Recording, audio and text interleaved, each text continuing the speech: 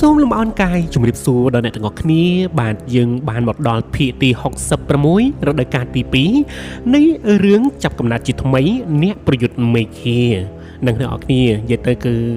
ជូនតាមសំណុំពរទៀតតែអ្នកទាំងអស់គ្នាណាហើយសាច់រឿងរបស់យើងគឺភាគនេះគឺវាប្រហារគ្នាឡើងកក្រើកនិយាយថាគឺវាប្រហារគ្នាដូចរឿងវាអញ្ចឹងអ្នកទាំងអស់គ្នាល្អមើលជក់ចិត្តណា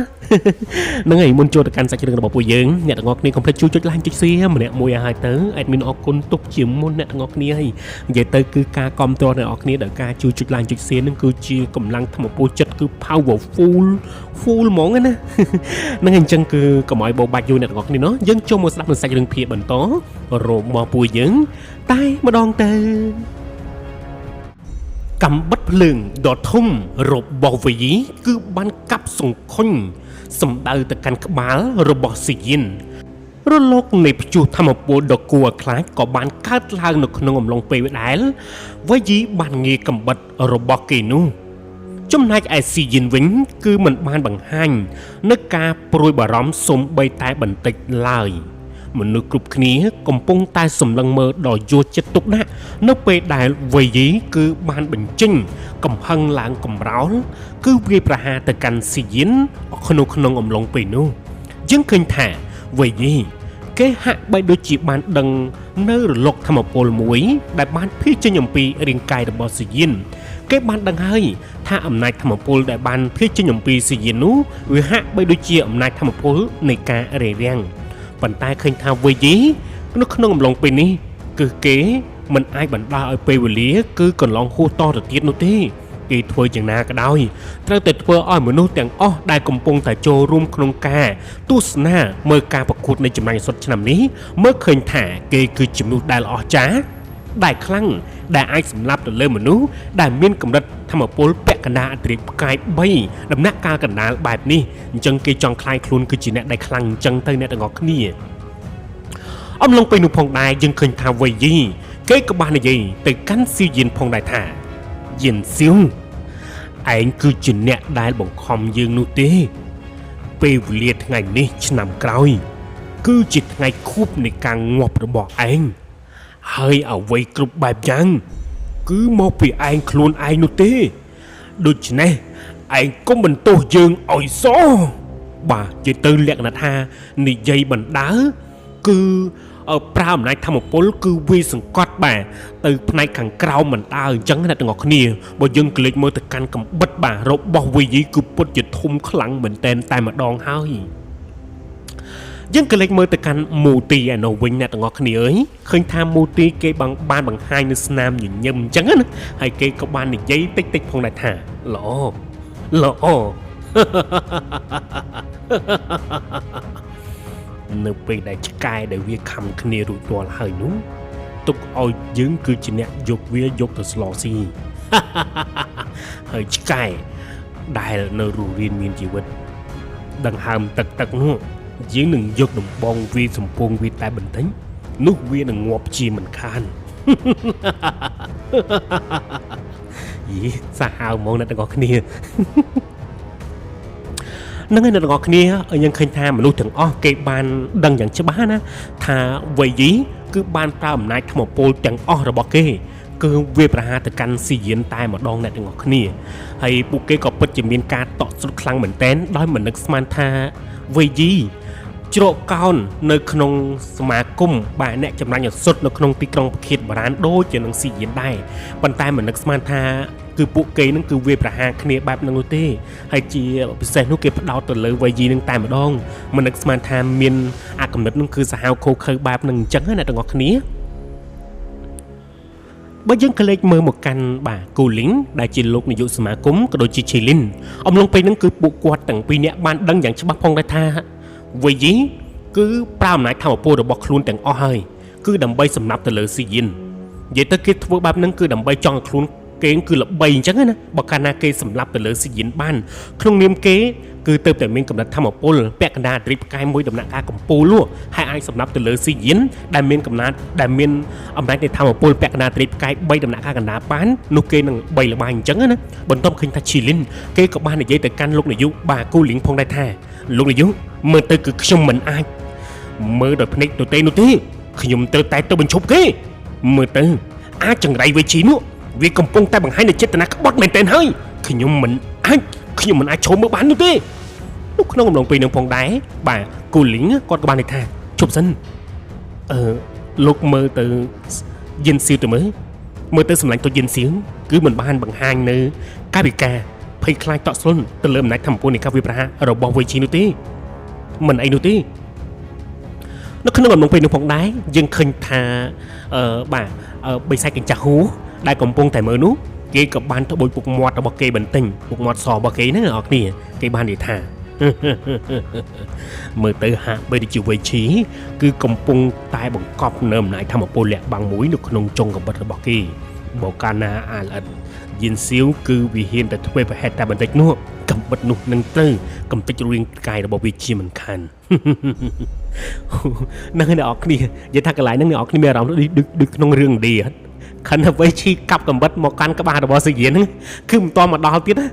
ថាចាស់ដល់ប្រហែលអ្នកនៅតែនំគ្នាដដែលអស់តោះហ្មងអ្នកនរគ្នា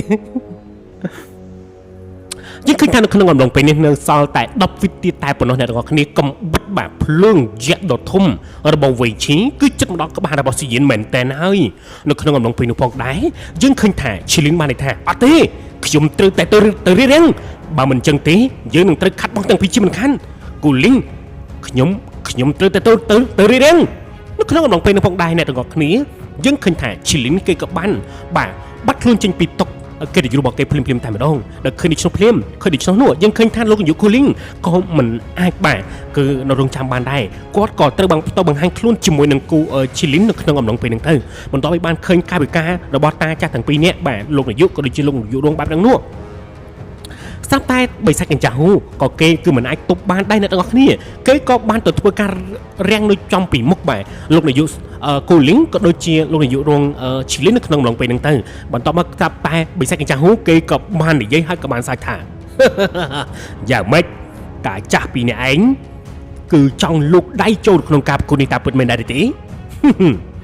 ម៉េចគឺចង់ប្រឆាំងនឹងច្បាប់វិន័យរបស់ខ្លួនឯងចឹងឬតាចាស់យើងគឺមិនអាចឲ្យពួកឯងទាំងពីរនាក់ធ្វើអ្វីបានព្រៀបដាស់នោះទេ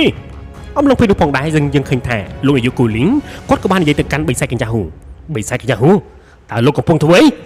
នេះគឺជាទឹកដីរបស់យើងលោកមិនអាចធ្វើឲ្យព្រៀបដាស់បាននោះទេនៅក្នុងអំឡុងពេលនោះផងដែរឃើញតាកញ្ចាស់ហូបាននិយាយថាព្រៀបដាស់អញ្ចឹងឬក្នុងនាមយើងគឺជាអ្នកការពារគ្រូចម្រៃសុតមកពីតំបន់ទំនាបខាងខាងត្បូងគឺយើងមិនអាចឲ្យពួកឯងធ្វើឲ្យបានព្រៀបដាស់នោះទេក៏ទោះបីជានៅទីតាំងកន្លែងនេះគឺជាទឹកដីរបស់ពួកឯងយ៉ាងណាក៏ដោយលោកនាយកគូលីងគាត់ក៏បានបន្ថែមថាឯងភ្លេចគិតហើយអីហ่าកញ្ចាស់ហូឯ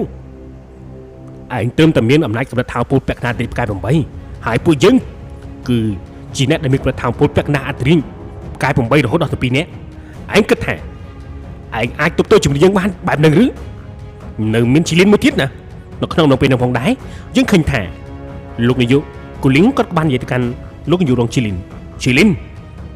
លោកឆាប់ទៅរៀបរៀងពួកគេទៅធ្វើយ៉ាងណាក៏ដោយកុំឲ្យវេឈីគេប្រាប់អ្នកថាពុទ្ធរបស់គេសម្រាប់ទៅលើយិនសៀវ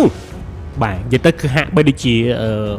លោកនាយកហ្នឹងគាត់អត់ទាន់បានដឹងអំពីអំណាចធម្មពលនៃការវាប្រហាររបស់ស៊ីយិនខ្លាំងដល់កម្រិតណាទេដូច្នេះបានជាគាត់គឺមានការព្រួយបារម្ភអញ្ចឹងអ្នកទាំងអស់គ្នាដោយសារតែគាត់ហ្នឹងគឺមើលឃើញថាវេឈីគឺបានបន្ទោសធម្មពលរបស់ខ្លួនហើយគឺវាប្រហារ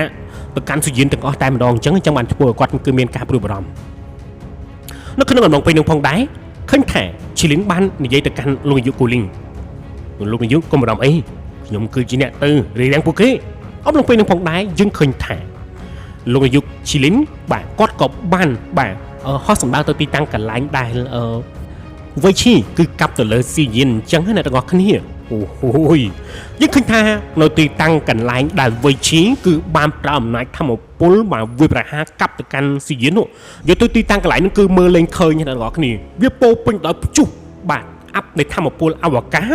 អូយសាហាវមែនតើអញ្ចឹងនៅក្នុងអំឡុងពេលនេះគឺមានន័យថាអ្នកនៅខាងក្រៅគឺមិនអាចមើលឃើញអំពីស៊ីយិនក៏ដូចជាវ័យឈីទេអត់ដឹងថាពួកគេនឹងគឺធ្វើអីទេអ្នកទាំងអស់គ្នាដោយសារតែអំណាចធម្មពលវាផ្ទុះពេលផ្ទុះចឹងទៅបង្កើតបានទៅជាលោកធម្មពលអវកាសអញ្ចឹងសូម្បីអ្នកទស្សនាក៏គេអត់ដឹងថាស៊ីយិនគឺកើតអីដែរគឺមើលអត់ឃើញណានៅក្នុងអំឡុងពេលនោះផងដែរយើងឃើញថាលោកនាយករងឈីលីន នៅពេលដែលគាត់បានតគៀកនៅព្យុះធម្មពលហ្នឹងគាត់ក៏បាននិយាយឡើងប្រាប់ថាវៃឈីឯងមកឈប់ភ្លាមតើឯងកំពុងធ្វើអីបាទនិយាយទៅគឺគាត់ព្យាយាមស្រែកអញ្ចឹងប៉ុន្តែគឺគាត់មើលអត់ឃើញទេអ្នកទាំងអស់គ្នាសូម្បីតែក្នុងអំឡុងពេលនេះមូទីក៏អត់អាចមើលឃើញ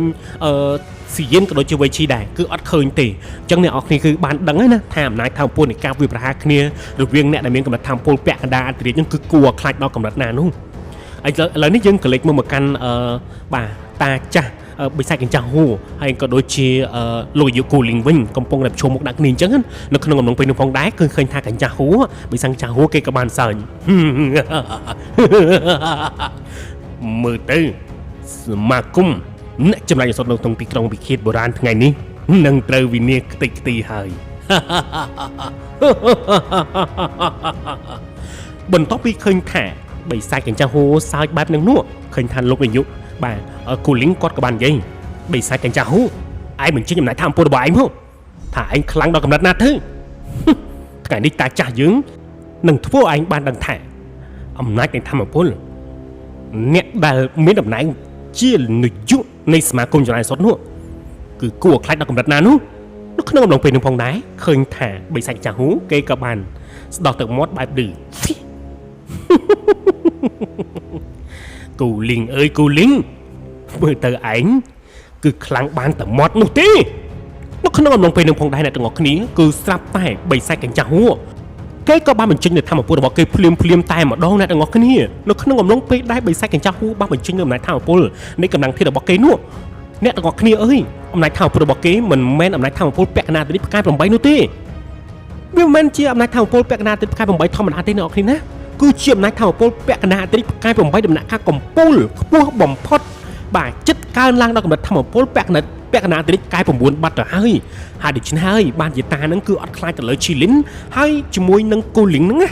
បន្ទាប់ពីឃើញបែបនេះភ្លាមយើងឃើញថាលោកនាយកបាទគូលីងក៏បាននិយាយថាហ៎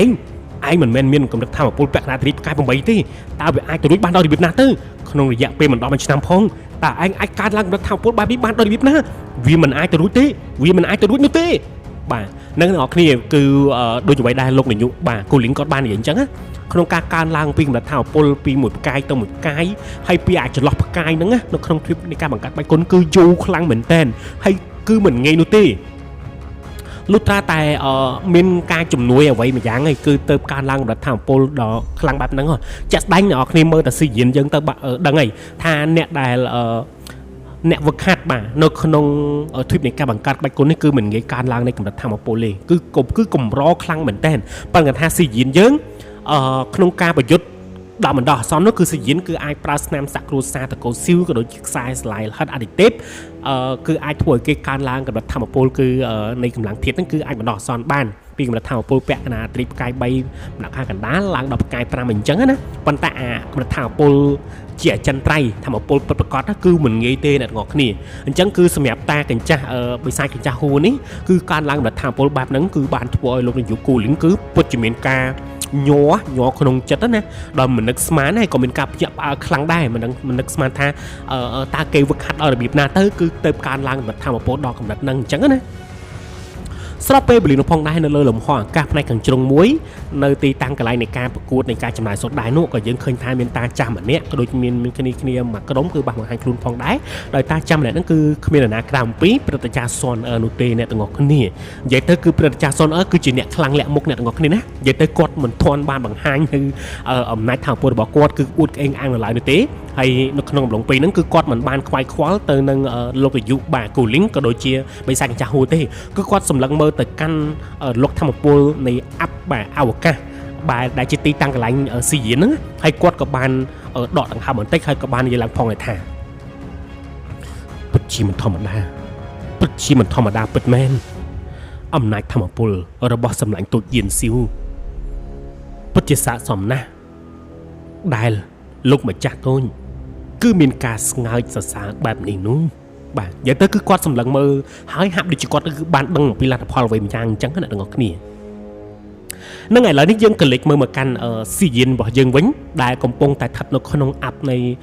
បាទរលកនៃធម្មពលអវកាសហ្នឹងណាអំឡុងពេលនោះផងដែរអ្នកទាំងអស់គ្នាយើងឃើញថាកំបិតយក្សបាទរបស់វៃឈីងគឺ cứ đo lấy đo các bạn là bỏ xì gì nấy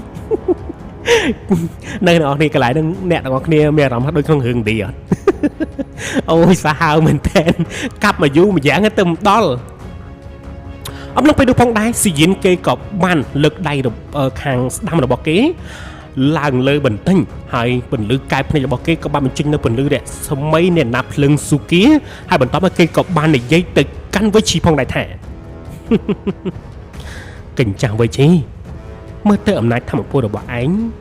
mình ban vô ở chân script chân của mình phong ẩm này thăm một vô cùng bịch trong bọc bạp nắng hiên một việc hà dân phong ấy còn tụ bởi chiếm này thăm một vô đã priệp đốt chia một tí còn dương mình khai phong trong này thăm một vô bỏ anh cứ chỉ ấy tới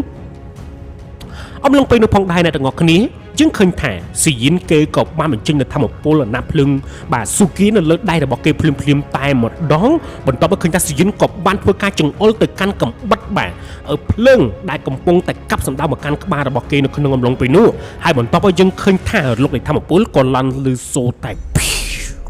ông long pay nó phong đai bà dân khơi thả cầm bắt bà lưng rồi bỏ vị trí còn tự bán đốt cầm tịch phim phim tai một đón sau đó pay về liền nó phong đai rút riêng cày rồi bỏ vị trí có ban nhua sạp tai bộ bồ mò bọc kế cứ ban được lo bình tĩnh hay ban giấy làm phong để thả tê ông long bay năng chứng khinh tha rút kiên cài được bọc kế priệp đôi chỉ cầm bắt nát lưng được bọc kế chân này đang có khnia cứ tới ban rì bắt tới tam cho bắt từ hai này đang có khnia ơi với cái chiếc cáp bên này là ngọt ní tiếng cầm bật lên rồi bảo vị trí hay năng rút riêng cay rồi bảo vị trí cứ tới bàn đứt cầm tích đời bà thăm một pol nền nạp lưng su kia rồi bảo xì dính bắt tù hơi bật chỉ khu ở khai mình tên là ngọt ní hôm nay thăm một pol nạp lưng bò sốt rồi có những hai thằng nạp lưng su kia rồi bảo xì dính nữa cứ khu ở khai vô tầm mình tên nhưng khinh tha sắp về liền năng nhưng khinh tha lục nhiều chi lín cứ quát cứ ban mới khơi này là ngọt ní bần top pi à lục tham một pol ao cá vi tơ ban lấy ban tinh bom tinh đón cứ quát mơ khơi nhầm pi cao vi praha rồi boss diễn từ lớn bà ta cảnh trang với chi nữa dây bị tha cứ chi lính đập bên chân cứ quát lăng sờ lăng căng lẽ cái nó thầm này thằng pol rồi boss diễn cứ chiếm này thằng pol ở với ở bật có tư hai với ban chữ cu ở class đo cầm đặt nâng ô hôi nhẹ sạch nhẹ ngọt này nhẹ sạch vô tầm men té nữa chẳng những đắng ấy nè thà cảnh trang với chia lại nó cứ tụng ba cái lối như này ngọt nè ôi chủ chặt đây chủ chặt đây nó ngày lấy nó dân click mới một căn lúc này dùng bà cô liên ngành này vĩnh cứ có từ tua ban ở đó này tham một phone này cao vi hà nâng sầm lấp đài ở thật ở ti tăng cái lại bỏ suy diễn chắc á mình được bốn con ban cất đó nè con cất trong chất ha bà hai chiều vị trí cứ ban ra tham phone bỏ cây tiền ngõ cứ sầm lấp từ lỡ suy diễn ơi bà sầm lấp từ lỡ sầm lấp tôi diễn siêu chắc á nè chẳng cứ ban thua lông dụ đứng cứ không họ hay không còn ban thì tha chẳng rải vậy chi ai chỉ mơ nó bây giờ đường ra đi ba mình chóm dừng chập hay sạch anh dừng nâng cầm tích xạ sau đồng anh chẳng rải vô chẳng rải vô nó không nông nó cứ ban thua bị sạch chẳng hú ban sao cú linh ơi cú linh mới tới anh cứ mình miên ở các nông ca sầm lọc với chi nữa ti pro ấy là ní cứ anh nâng trời bạc cái chim đường tài trả đôi chỉ dân hơi này nó không nằm lòng phê đường phong đáy nhưng khơi tha luôn những cô lính có ban gì căn bị sai cái hu bị sai cái hu mình chẳng bắt gì chán tí anh chắp chỗ mau nhưng cái trong đằng này thà ai chẳng rải mua tí nữa cứ vì ban vô vậy ở anh từ anh mà căng với bạn đang luôn ông long phê nó khơi tha bị sai cái hu có cả ban thằng bột bột mọt quạt tía đó nè hay quạt cả ban zoom mày kết đó là pe môn nâng chắc là ở cái này nó ngày cái lại nế đời xa tai ẩm lại thằng bột bò ta cái hu lang lươn bạp nó ở cái này cứ đời xa tai mua tiếng cứ ban crop năm cùng đặt tệp và chừng muốn bay crop đại chỉ crop năm phần rừng để cầm lăng thiết ao từ căn bị sai cái hu chẳng chẳng tự ban của bà bị sai cái hu nó cứ can lang cầm đặt thằng bột bẹt na tít cay tầm bay tầm nạ cao đọc bút buồn phật bạp nó chẳng ban chỉ cảnh chán nó cứ video màu càng ở mua tiền chẳng tới này là ngọt cái này អំឡុងពេលនោះផងដែរអ្នកទាំងអស់គ្នាគឺស្រាប់តែនៅទីតាំងកន្លែងវេទិកាថ្មដែរទីតាំងកន្លែងស៊ីយានហើយនឹងវេឈីដែលបាទមុនដំបូងគឺបិទបាំងដោយអំណាចធម្មពលអវកាសមើលមិនឃើញប៉ុន្តែឥឡូវនេះគឺមើលឃើញវិញហើយប៉ុន្តែអ្នកដែលបង្ហាញខ្លួនមុនដំបូងគេនោះគឺជាបាទលោកនាយករងឈីលីនយើងឃើញថានៅពេលហ្នឹងឃើញថាទាំងបាទលោកនាយកគូលីងក៏ដូចជាបិសាច់កញ្ចាស់ហ៊ូអ្នកដទៃទៀតហ្នឹងគឺបានសម្លឹងមើលដំបងគេគឺសម្លឹងមើលទៅកាន់លោកនាយករងបាទឈីលីនឃើញថាលោកនាយករងឈីលីនគឺកំពុងតែបង្ហាញនៅរាងកាយឡើងត្រឹងបើកមាត់ធំកំពុងតែលក្ខណៈស្រឡាំងកាំងពេលមើលទៅទីទិសដៅកន្លែងស៊ីយានអញ្ចឹងអ្នកនរគ្នាចំណែកឯលោកយូវិញដំបងឡើយកែភ្នែកក្រហមរបស់គាត់គឺសម្លឹងមើលទៅកាន់ឈីលីនបន្ទាប់មកគាត់ក៏បានបាទបង្ហោះពន្លឺកែភ្នែករបស់គាត់សម្លឹងមើលទៅផ្នែកខាងក្រៅឈីលីនទៀតបើទៅគាត់បានមើលឃើញយ៉ាងច្បាស់ថាគឺមានបរោះដ៏សង្ហាពាក់ឈុតពណ៌ខ្មៅខ្ពស់ស្រឡះគឺកំពុងតែដើរចេញអំពីបាទរលកនៃធម្មពលអាប់នៃអវកាសនឹងគឺចេញមកឡើងសង្ហាតែម្ដងអ្នកទាំងអស់គ្នាហើយអ្នកដែលចេញមកនោះគឺគ្មាននរណាក្រៅអំពីស៊ីវយិននោះទេនៅក្នុងអំឡុងពេលនេះផងដែរយើងឃើញថាលោកនាយកគូលីងគាត់ក៏បាននិយាយឡើងផងថាយិនស៊ីវលោកអត់កើតអីទេបាទនិយាយទៅគឺលក្ខណៈថាពន្លឺកើតភ្នែករបស់គាត់រំភើបខ្លាំងមែនទែនហើយក៏មិនគួរឲ្យចង់ជឿដែរអ្នកទាំងអស់គ្នាដែលឃើញថាដំបូងឡើយគាត់គិតក្នុងចិត្តណាថាអ្នកដែលស្លាប់គឺជាស៊ីយិនជើងហ៎ប៉ុន្តែមានណាតាមពិតអ្នកដែលបើកលុយមុនគេនោះគឺជាបាទវៃឈីអ្នកទាំងអស់គ្នាជូចិត្តអ្នកទាំងអស់គ្នាគឺជូចិត្តអត់អូយសាយរឿងសាហាវអារម្មណ៍របស់លោកនាយកបាទគឺបានសម្លឹងមើលទៅទីតាំងកន្លែងដែលស៊ីយិនគឺបានដើរមកអញ្ចឹងណាទាំងអស់គ្នាក្នុងអំឡុងពេលនេះមិនតែត្រឹមតែលោកនាយកណាមិនត្រឹមតែលោកនាយកគូលីងទេអ្នកទាំងអស់គ្នាសូម្បីតែតាបិសាចកញ្ចាស់ហ៊ូហើយនឹងមនុស្សទាំងអស់ដែលបានចូលរួមទស្សនាលើការប្រកួតចម្រាញ់ឱសថហ្នឹងក៏បានសម្លឹងមើលផងដែរគឺពួកគេគឺបានមើលឃើញយ៉ាងច្បាស់អំពីអំណាចធម្មពលពណ៌មាសហើយឃើញរូបរាងស្រមោលតិចតួចបំផុតរបស់វៃឈីដែលកំពុងតែរលាយបន្តិចម្ដងអញ្ចឹងណាអញ្ចឹងគឺបានធ្វើឲ្យពួកគេមានលក្ខណៈថាស្ងើចសរសើរទៅលើស៊ីយិនខ្លាំងមែនតែនដោយមិននឹកស្មានថាស៊ីយិនគឺប្រើត្រឹមតែមួយក្បាច់ទេអ្នកនរគ្នាមួយក្បាច់ទេណាគឺអាចធ្វើឲ្យវៃឈីរលាយទាំងរូបរាងកាយបានណាអញ្ចឹងគឺបានធ្វើឲ្យឈីលីមចំហមាត់ឡើងធំណាលក្ខណៈភ្ញាក់ផ្អើលនឹងឯចំពោះការបាទវាប្រហាររបស់ស៊ីយិននេះគឺហាក់បីដូចជាបញ្ជាក់ឲ្យបាទអ្នកវឹកហាត់ដែលមកពីគ្រួសារតូចតាចមួយចំនួនគឺមានមហិច្ឆតាការតស៊ូឡើងអញ្ចឹងអ្នកទាំងអស់គ្នាហាក់ដូចជាបានធ្វើឲ្យមនុស្សទាំងអស់ដែលចូលរួមទស្សនាការប្រកួតលើកនេះដែលមកពីគ្រួសារក្រីក្រហើយអ្នកដែលមានកម្រិតថាពលទាមអញ្ចឹងក្នុងអំឡុងពេលនេះគេបានចាត់ទុកបាទយកស៊ីយិនហ្នឹងគឺធ្វើជា idol របស់គេហើយដែលពួកគេម្នាក់គិតក្នុងចិត្តថាដំណាក់កាលដែលពិបាកបំផុតដំណាក់កាលដែលយ៉ាប់យឺនបំផុតក៏ជាដំណាក់កាលនៃការតស៊ូនិងរើបំរះផងដែរអញ្ចឹងគឺដូចអ្វីដែលស៊ីយិនអញ្ចឹងណាស៊ីយិនគឺត្រូវបានគេពួតដៃគ្នាធ្វើបាបប៉ុន្តែទីបំផុតឃើញថាស៊ីយិនគឺយើងគឺធ្វើឲ្យរឿងរ៉ាវមហោទចារគឺកើតមានឡើងលើទីតាំងកន្លែងនៃការចំណាយឱសថបែបហ្នឹងណាអញ្ចឹងគឺបានធ្វើឲ្យអ្នកគ្រប់គ្នាគឺមានការភ្ញាក់ផ្អើលខ្លាំងណាស់ហើយជាពិសេសទៀតនោះយើងឃើញថាទឹកមុខរបស់មូទីនៅក្នុងអំឡុងពេលនេះគឺមិនបានបង្ហាញនៅការសប្បាយចិត្តទេនិយាយទៅគឺទឹកមុខរបស់គេគឺមើលខ្លាំងមែនតែនដែលមិននឹកស្មានថាអ្នកដែលគេរំពឹងទុកថានឹងត្រូវស្លាប់បង់ជីវិតគឺជាស៊ីយិនប៉ុន្តែមានណាឥឡូវនេះគឺប្រែបែរជាឆ្កែបំរើរបស់គេត្រូវបានស្លាប់បង់ជីវិតបាត់បែបនេះទៅវិញអញ្ចឹងគឺធ្វើឲ្យគេនឹងគឺហួសចិត្តណាហួសចិត្តខ្លាំងមែនតើអ្នកទាំងអស់គ្នាសម្រាប់អារម្មណ៍របស់ស៊ីយិននៅក្នុងអំឡុងពេលនេះនៅពេលដែលគេបោះជំហានមួយជំហានគឺចេញអំពីទីតាំងបាទកន្លែងនៃការវាយប្រហារហ្នឹងណានិយាយទៅគឺអារម្មណ៍របស់គេហាក់ដូចជាគេមកដល់ទីតាំងកន្លែងនៃទ្វីបនៃការបង្កើតបាច់គុណហ្នឹងគឺជាលើកដំបូងអញ្ចឹងព្រោះមានមនុស្សជាច្រើនគឺស្រែកអបអរសាទរគេគេថាជ័យយោយិនស៊ីវយិនទៅម្នាក់គឺលក្ខណៈស្រែកហូអបអរសាទរឲ្យគេ ហាក់ដូចជាគេនៅក្នុងកំឡុងពេលនេះគឺជាអ្នកដែលទទួលជ័យជំនះខ្លាចជាជើងឯកអញ្ចឹងទាំងការប្រកួតហ្នឹងគឺមិនទាន់បានធ្វើនៅឡើយផងអញ្ចឹងអ្នកទាំងអស់គ្នាដោយសារតែរៀបចាប់ដើមធ្វើហើយកញ្ចាស់វ៉ាឈីនក៏លួចវាយប្រហារមកកាន់ស៊ីយិនអញ្ចឹងណា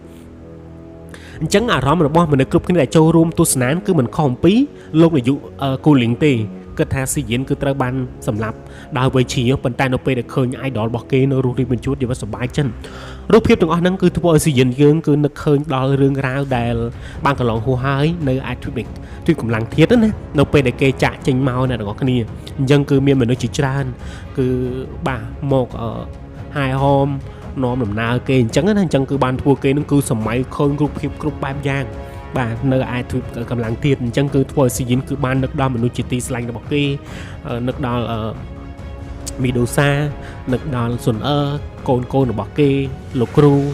និងមនុស្សជាទីស្រឡាញ់ជាច្រើនទៀតដែលស៊ីយិនគេបានសម័យឃើញអញ្ចឹងណានឹងគឺរូបភាពនៃដែលអស្ចារ្យរបស់ស៊ីយិន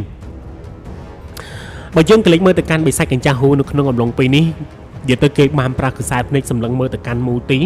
នៅពេលដែលបិសាចកញ្ចាស់ហ៊ូគឺប្រើកសែតភ្នែកសម្លឹងមើលទៅកាន់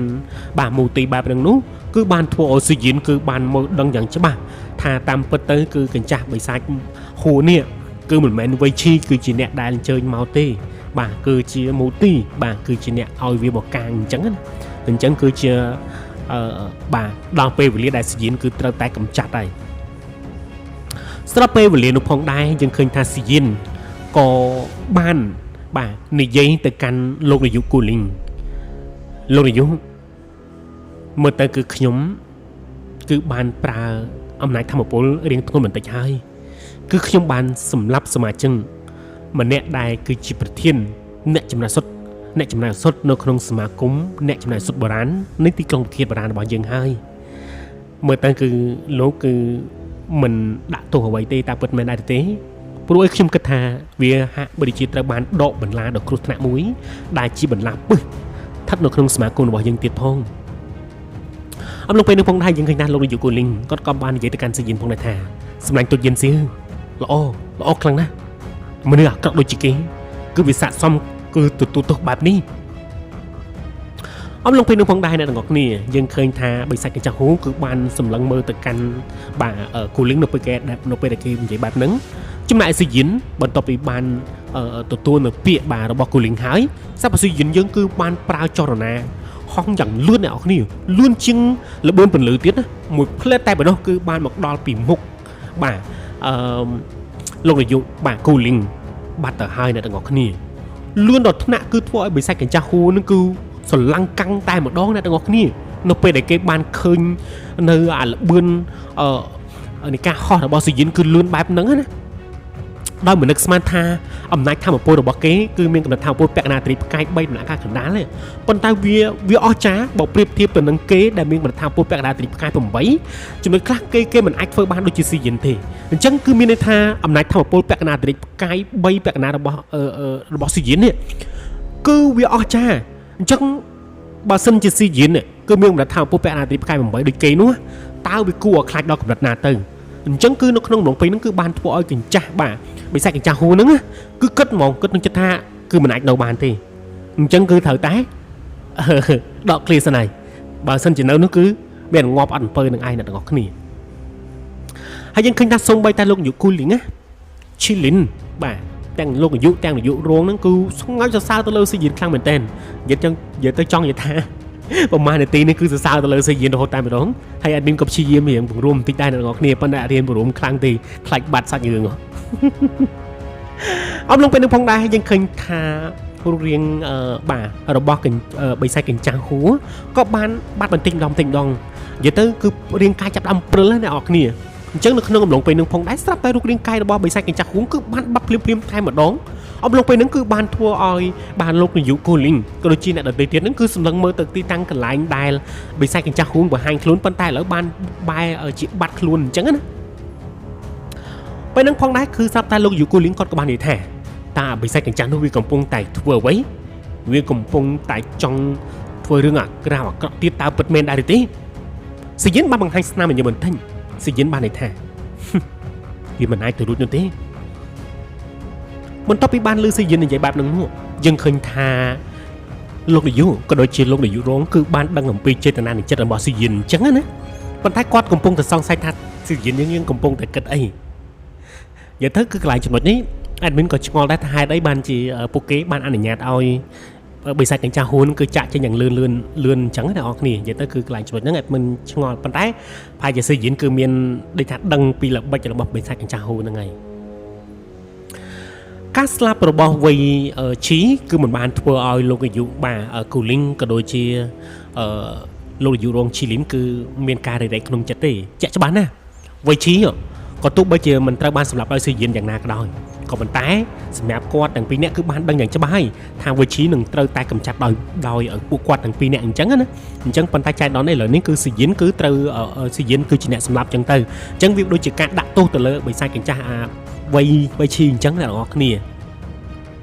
អញ្ចឹងស្របពេលវេលានោះផងដែរយើងឃើញថាបាទលោកនាយកគូលីងគាត់ក៏បានសំកាំងហោះសំកាំងខ្លួននៅលើលំហអាកាសឃើញថានៅក្នុងអំឡុងពេលនេះបន្ទាប់ពីបិសាចកញ្ចាស់ហ៊ូគឺបានបាត់ខ្លួនទៅអ្នកដែលខ្លាំងជាងគេបាទនៅក្នុងទីកន្លែងនៃការប្រកួតចម្លើយសុទ្ធហ្នឹងគឺមានតែបាទគាត់ទេអញ្ចឹងគឺទីតាំងកន្លែងនេះកាលណាគាត់ខ្លាំងជាងគេគាត់គឺទឹកមាត់គាត់រៀងប្រៃជាងគេហើយបន្ទាប់ពីស្រាប់តែគាត់គឺបាននិយាយឡើងលឺដែល